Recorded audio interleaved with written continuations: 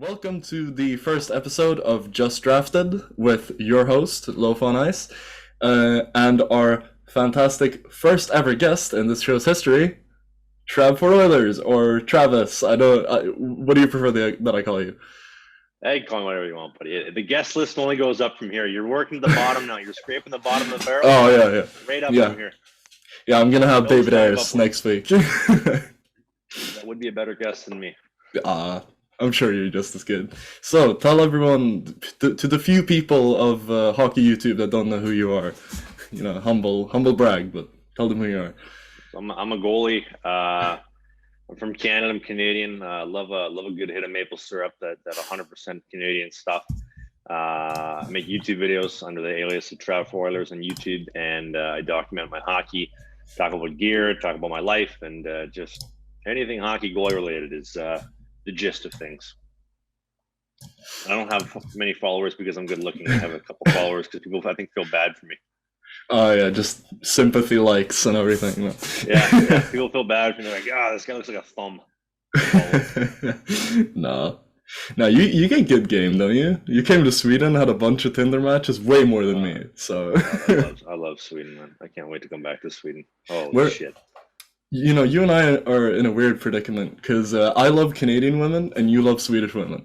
Really? So, we should swap. Buddy, I'll tell you, the Swedish women, maybe I'm going for the right demographic, but they know how to take care of you. They take good care of you. I can't really compare the two, so I guess I'll get back to you in a couple of years about that when I inevitably have 10 million subscribers and you're in the NHL Hall of Fame. Canadian women are like the Walmart version of American women. They're like the knockoff version. What? I feel like it's the other way around. Nah. The little I know, but I beg to differ. Anyway. So I have a couple of questions. It's not going to be very fluid since I'm not a perfect interviewer, but since this podcast is called Just Drafted, I think you're aware of what that entails. It's about being a rookie, starting out in the game of hockey. I have a bunch of hockey stuff behind me, but I can barely skate, and I too am a rookie. You're not a rookie though, as far as I can tell. You're young, but you're not a rookie. But when you were a rookie, how did you start out? Well, if you ask some people, you probably think that I'm a rookie by the way that I skate. But I started out when I was 4 years old. My dad took me skating and taught me how to skate on this old rink in Winnipeg, one of the older rinks in the city that's still around to this day, actually. And taught me how to skate. And 20 years later, here we are. You've been skating for 20 years. Yeah, I've been a goalie for 14, skating for 20. Wow. And I feel old when I say that to people. I know I learned how to skate young. But Jesus, do I feel old as shit. When you've been doing something for 20 years, you start to feel old. Like the people you talk to in a workplace are like, I've been working for this accounting agency for 20 years. Well, guess what, dick? You haven't been doing it right for the last 20 either. Same thing. You haven't done your job right in 20 years. What are you bragging about? I feel like you're doing your job right. You've had some colleges talking to you and everything. I've only been watching the videos. I don't know any more than that. So yeah. I'm sure you can't speak on that, so I'm not going to pry. Here's the thing, buddy, and I tell this to a lot of people. Conversations, interest in talk is nothing more than just a little bit of talk, right?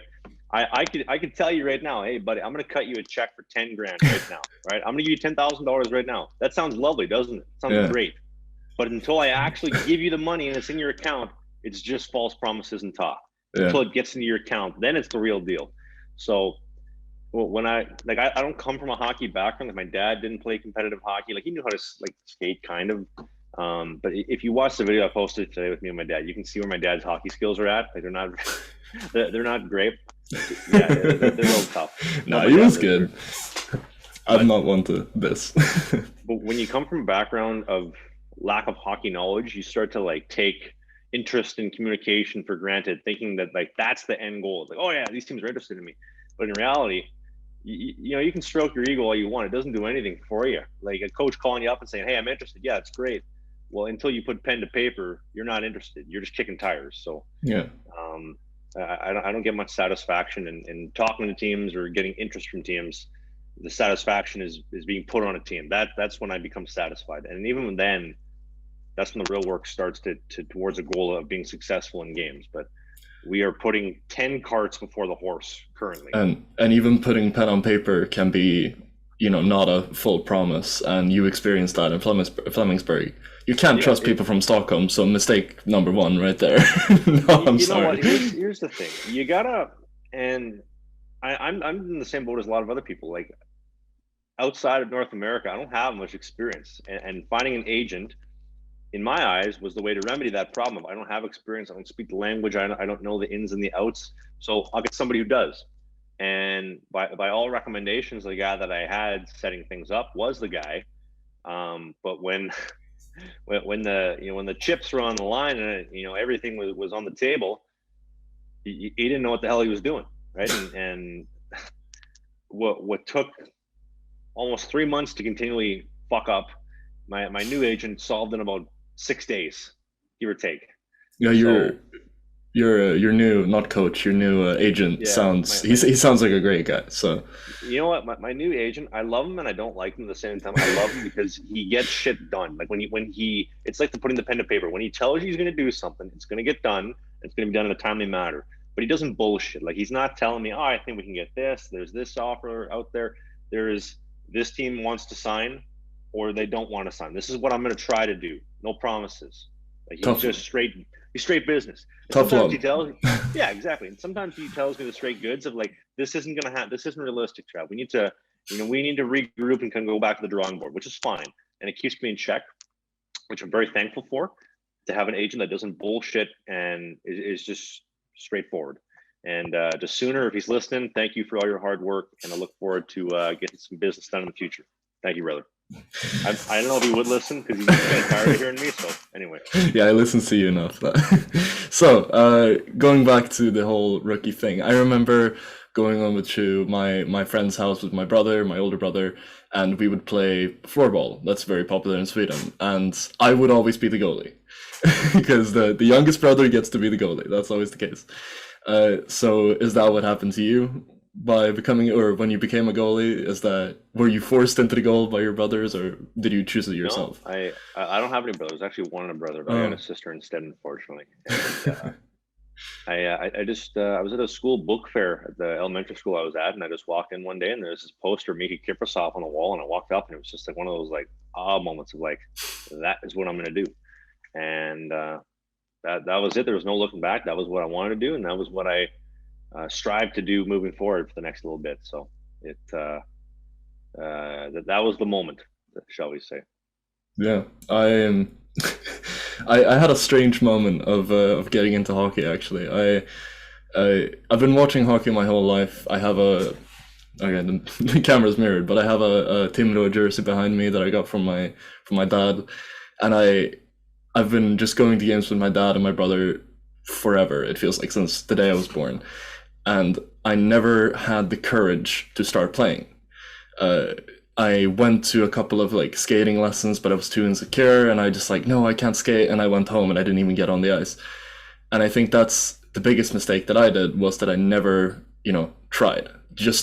I can't promise I would become an NHL player, but just to try it. Because now when I actually like put on my skates in the middle of the Rona, and I was like, fuck it, I'll go skate. It's a good way to keep in shape. And turns out I fucking love it, and it's hypnotizing how much I enjoy it.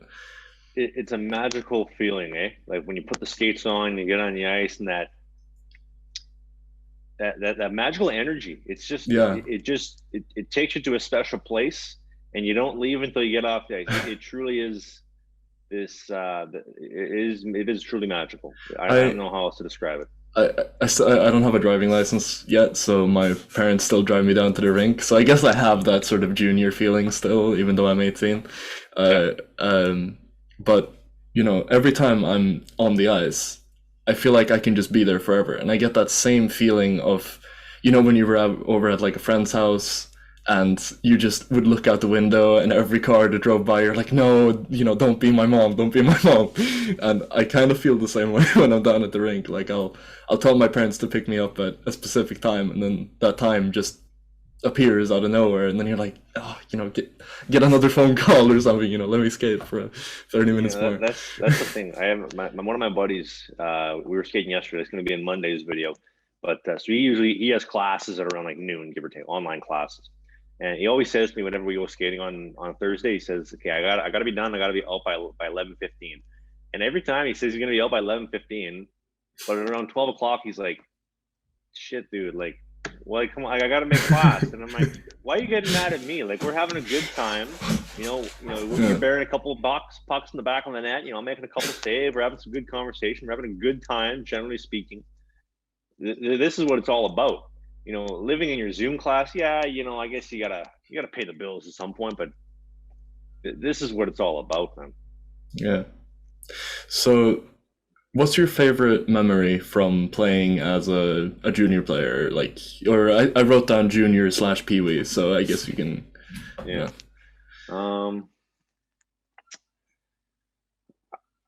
I think my favorite memory for positive and negative reasons, I think, is being invited to a WHL main camp at the Prince George Cougars.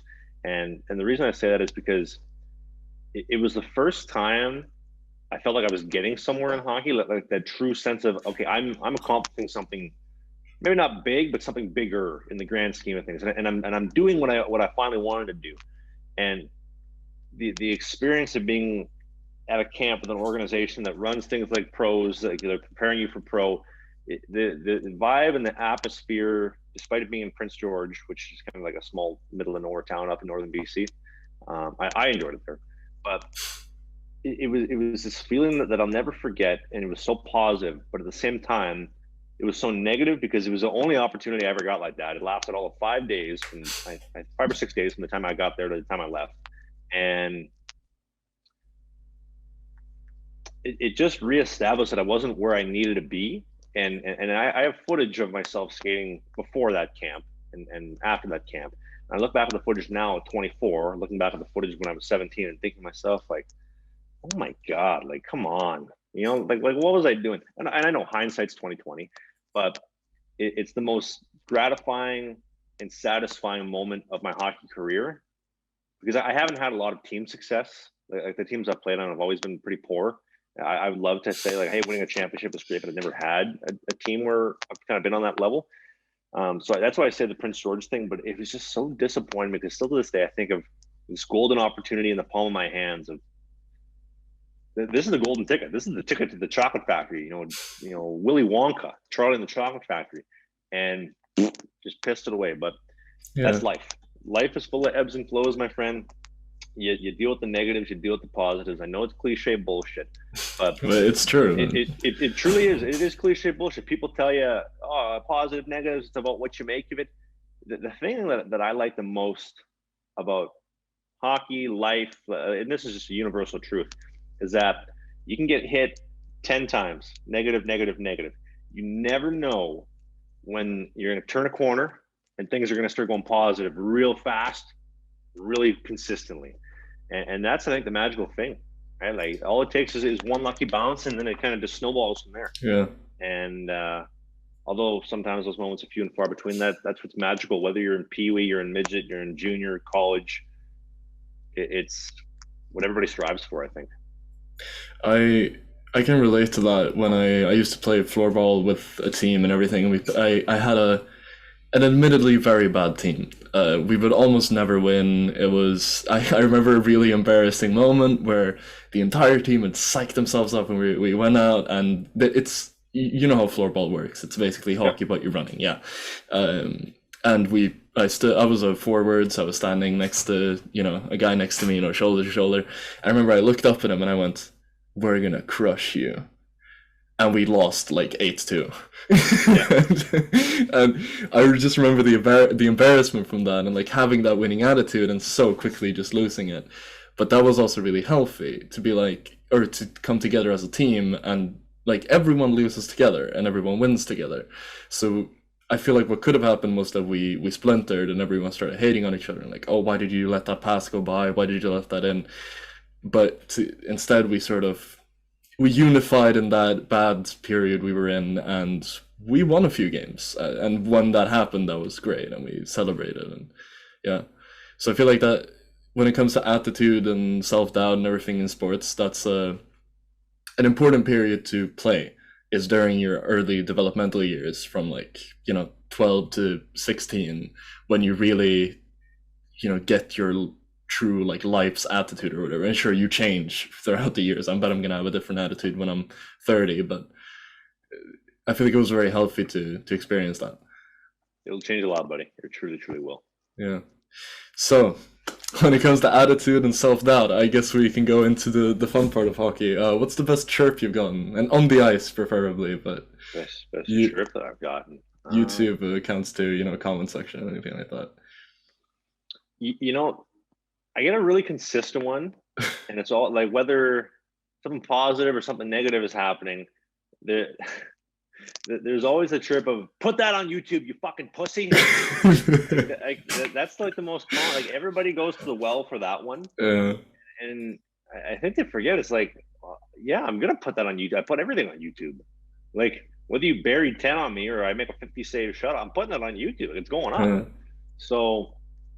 Well, it's a very good one. I'll give it that. Like it's effective, right? Do chirps ever get to you if someone does a really creative chirp? Do you just laugh it off, or? Not really, man. Like, when you take as much shit on a daily basis as I do, making the videos on YouTube, on Facebook groups, and Reddits, and Insta, all that stuff, you just stop caring. Because like I could spend 5 hours a day arguing with people in the comment sections and replying to just retarded messages, but like honestly, all you're gonna do is be a firefighter. You'll be putting out fires. Yeah. Like I've tried to craft the videos around like if your butt hurt and you're sensitive and you don't believe in the things that I believe in, don't watch these videos. Like go away, because you ain't gonna like today's video, you ain't gonna like the next video, and you ain't gonna like any of the other videos that I make in the future either. Yeah. And it's not just bullshit for the camera like some people think. It's a universal truth. It's a lifestyle. It's the way that I decide to live my life and approach things. Somebody doesn't agree with that, that's fine. Everybody's got different approaches, but I'm at the point where I don't let anything bother me because I just don't care. Like unless I know somebody personally and they're somebody that I value their opinion, I really truly don't care. No disrespect. Well, do you think it's strange how when people are commenting and having all these opinions, I bet you get a bunch of positive opinions too. People saying like, "Oh, you inspire me," and "Oh, you're doing so well." How do you manage like these people looking up to you? Is it a strange feeling? Do you feel like you deserve it? Like, it's the same thing with the negatives, man. Like you just shut it out. As many people as you're gonna get who are telling you, like, you get the comments from these whack jobs that are like, "Man, this guy spends so much time on his knees. All your only move is your butterfly. You suck. Like you don't understand hockey. You never played the game. You don't get shit." And then to the other side of things, you get the people that think I'm an NHL caliber goalie or a prospect, and it's like, but like, wake up, like wake the fuck up. I'm not an NHL caliber goalie, like at all, And it's good to be realistic, I guess. I think the positive is more destructive than the constructive negative stuff. Like I'd much rather have somebody tell me that I'm shit and that I suck, because you tell me that I'm terrible. It's gonna fire me up and get me motivated. And I want to prove you wrong. It's gonna all right. Now I have something to do with my day. Now I'm gonna go prove you wrong. Like seriously, you tell me I'm the greatest thing since sliced bread. I can't do anything with that. Like it doesn't. I don't get any satisfaction out of that. I'd much rather be told that I suck. I'm very similar in a way that like I never take compliments, but I take criticism very seriously. I just gotta get to that to your level where I use that as fuel rather than weight to pull me down. And I guess if I'm doing all this, full circle. But you inspired me to start Elof on ice, to start skating and everything like that. I'm sure I've told you that before, but and I guess I'm gonna have to learn that too, to just push away all the criticism and focus on me getting better. To cut you off there. No, sure. I really think you have to have a beat on reality. Like you have to have a very good understanding of reality, of the food chain, of where you fit in the grand scheme of things. Because I could easily use the negative feedback to say that I suck and I should quit, which I don't want to do. I can also use the positive feedback to think that I'm better than I truly am. When in reality, and this is something I learned from a stats class in college. If you sampled data, if you polled 1,000 people and you took all the answers and you went right in the middle, dead smack in the middle, you're probably gonna get the answer. Like that is usually where the answer lies, is right in the median of all those answers, because you're gonna have the people that are so extreme to the left, so extreme to the right, and that middle answer, wherever that middle may be, is usually where everything lines up. Two sides to every story. Yeah, exactly. Well, there's two sides to the story, but there's understanding reality, right? Like some goalie coaches would say, "Oh, Trav, you're a D1 caliber goalie. Like, are you off your fucking rocker?" Like, and then there's other guys that have called me up and said, "Buddy, you don't have what it takes to play the game. You don't know shit. You suck." And to that, I would disagree and say, I think that I proved that I have the will to get better. I have the will to play, and that I can compete. So it's somewhere in between, not taking the negatives too harshly. I mean, sometimes you can, which sometimes is better, but also not taking the positives and having people stroke you off. There's so many guys in the hockey community, the goalie community, making videos on YouTube, whatever, that just want you to stroke them off, and just they want you to tell them they're the greatest thing ever, they're amazing, all this shit. That's all they want. Yeah, I'm not going to name any names, but I can see a few of them in my head. Good. I'm glad we're on the same page. And the reality is, I don't give a shit if you think I'm the greatest thing ever. I know where I fit in the grand scheme of things, and I know what I want to do, and that's what I'm going to do. Like honestly, you just have to stop caring. Like there's this one goalie who plays college. He plays Canadian college. Great guy, a personal friend of mine. We chat, a couple times a week. Sometimes we don't. He'll always FaceTime me when he sees something just ridiculous about me. Like somebody posts something about me, or somebody does a comment about me, and he'll be like, "Dude, did you see this?" And I tell him all the time, like, "Billy, I don't give a fuck, dude." And he's like, "Really? That doesn't bother you?" I'm like, "No. Like, why would I care?" He's like, "I need to care less, man." I'm like, "Yeah, you do. Sometimes you care too much." We're going to get a little bit off topic here, but no, it's a conversation, so just let it flow however it goes. You got to know where you fit in the grand scheme of things, and if you do, I think you'll be successful. If you're slightly to the left, slightly to the right, you're gonna just tip the fuck over, and it's game over from there. I think personally. I have I have a quote that I live by when it comes to just life in general, but especially I guess it's applicable in your life, in your rather unique life today as an influencer and stuff like that. And I think it goes, it's not what people say about you what matters, it is what you say about you that changes your destiny, or something like that. It's one of those like preacher, melodramatic quotes, but it's very true, I feel, because it really doesn't change anything. You can do whatever you want with it. You choose what you want to do with your life. Like nobody's choosing for me to keep playing hockey. Nobody chooses for me to make YouTube videos. Nobody chooses for me to do anything. No one chooses for you to pay, $700 for a new steak every 2 weeks. I make that choice. Nobody's gonna make that choice except for me. Yeah. I'm gonna quit hockey because I want to quit, or I'm gonna keep going because I want to, not because some dick in fucking Utah left a comment that his grandma's 5-hole is tighter than mine. Yeah. Hey, I mean, good for the grandma, right? Good for Grandma Smith. So, I don't have a good segue from this, so I guess I'm just going to go into the next question before we run over time. But what advice do you have for people who are starting out in hockey, and by extension, people like me who are starting out at 16 to 18, late to the party, admittedly? Well, you gotta practice, buddy. Practice. Like, the number one question I think I get all the time, okay, I may be a shit goaltender depending on who you ask. I think one thing that is never contested is that I'm a great puck handler. Like, playing the puck behind the net, making passes, shooting, that's probably one of the better areas of my game, which is kind of unfortunate because I should be focused on stopping pucks. But it's one of the things that I really excel at in my game. And a lot of people comment about that. And people ask, how do you get so good at shooting? How do you this? How do you that? Dude, when I was 14, sorry, that's my reminder to make sure I hop on this interview. Nice. When I was 14, during the Stanley Cup playoffs, during the intermissions for games, I go out in the backyard, I dump 500 pucks, a bucket of 500 pucks on a sheet of plywood, and I just fire them in a net. And I do that every intermission for every game. It'd be 2-3 nights a game or 2-3 games a night. I just do that every night after the play. I just get practicing because it was fun. Like you can do that any time of year. You don't need it to be winter. You don't need it to be summer. You can do it any time of year. And I just kept practicing and working on it. And I think that's why I'm so good at puck handling, because I spent all that time. Now, it would have been nice to spend some time maybe stopping pucks when I was younger, but maybe you needed that older brother to push you into the net a few times. That's definitely one way to put it.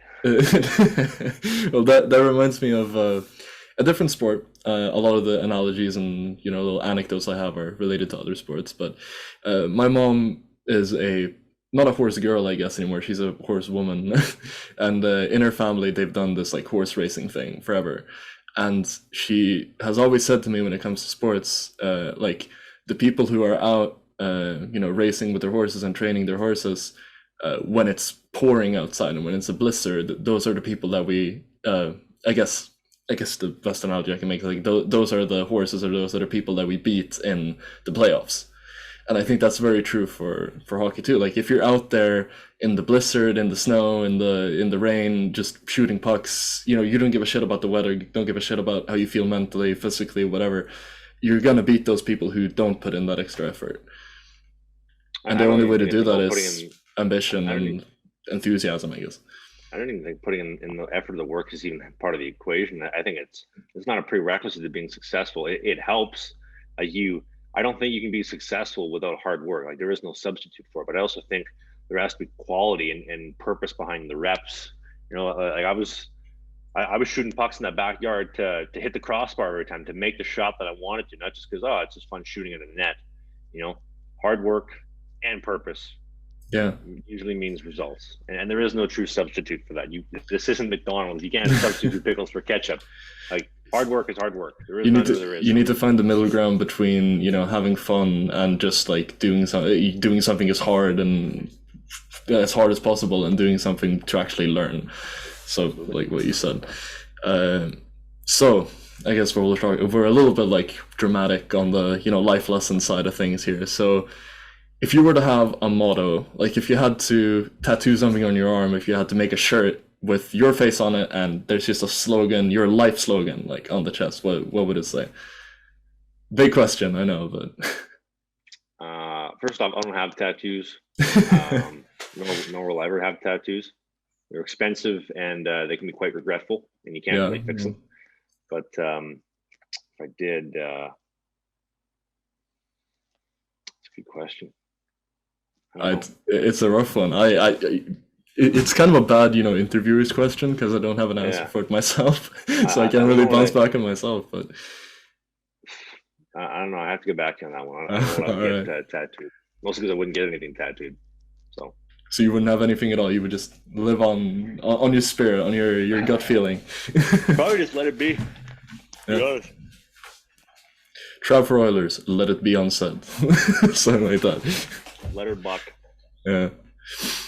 All right. Well, any last things you want to talk about? I plan for this to be around 30 minutes, but I feel like we've touched on most of it. Thanks for listening, everybody. And make sure you use the promo code TravSucks for 10% off. Some fantastic websites and products linked in my video description, and make me some cash. Some fat stacks. Yeah, rent's coming up. Or no, rent's... Rent's due in 4 days. 3 days. 3 days. All right, so, last things last. Where can we find you? Your ats, your links, your everything. YouTube, Instagram, Twitter, TikTok, you name it, at Trav4Oilers, the number 4, Edmonton Oilers. May I ask though, as just a final little tidbit at the end, why is it Trav4Oilers? Because I thought you were a Jets fan. Was always a childhood Oilers fan, and when I made the YouTube account, the Jets hadn't come back. There was no Winnipeg Jets, so the Oilers were the team. And then a year later, the Jets came back, and you can't change your YouTube name, so it's Trav4Oilers. That's what it's going to be. All right, so Trav4Oilers and everything, I thank you so much for showing up to this first episode of Just Drafted. It has been an honor to have you on. I didn't think it was going to be possible, but here you are, and we've had, I think at least, a wonderful conversation. Thanks, buddy. Yeah, appreciate it.